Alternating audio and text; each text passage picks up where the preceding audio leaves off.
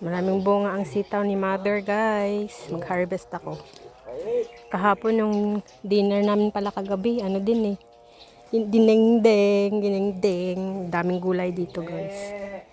Araw-araw nag-harvest si Mama dito. Tapos, yung mga kapitbahay din nanghihingi ng ano, sitaw, ng okra. Ay, may pangbinhi na rin. Oh, ang lalaki. Doon sa loob. Daming bunga, guys. Yung iba natutuyo na, pangbinhi na. Aray ko, natusok ako nung ano, balag.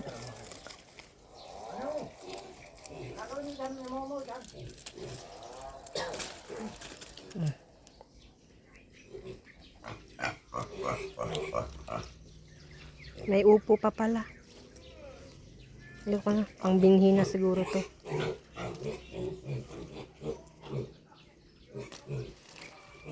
Ito pangbinhi. Oh, ang haba ng pangbinhi. Ayun, may upo. Ito pwede na itong i-harvest. Ang upo ni Mother. Meron pa dun, no, dalawa.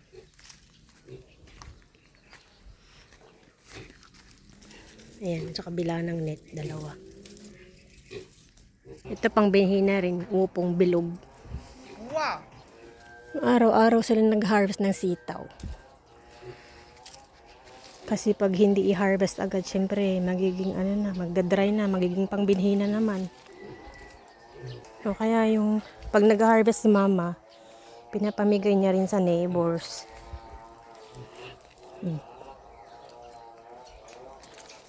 Kesa naman matuyo din. Yung mga siling pangsigang, guys. So, ang dami ring bunga. Tanim to ni Mother, lahat. Siling pangsigang, may bell pepper, may kangkong. Ayan, kangkong. Bell pepper, maliliit pa. Naka-harvest din to araw-araw. Oh, siling pangsigang. Okra. Okra natutuyo na. Oh, ang lalaki ng bunga. May kamatis. Bell pepper ulit. At sangkatutak na okra. Bell pepper. Kinakain ng mga manok eh. Itong bell pepper. Dami. May patola pa dun. May ampalaya. May talong. Ang daming bunga. Daming bunga ng talong. Okra ulit.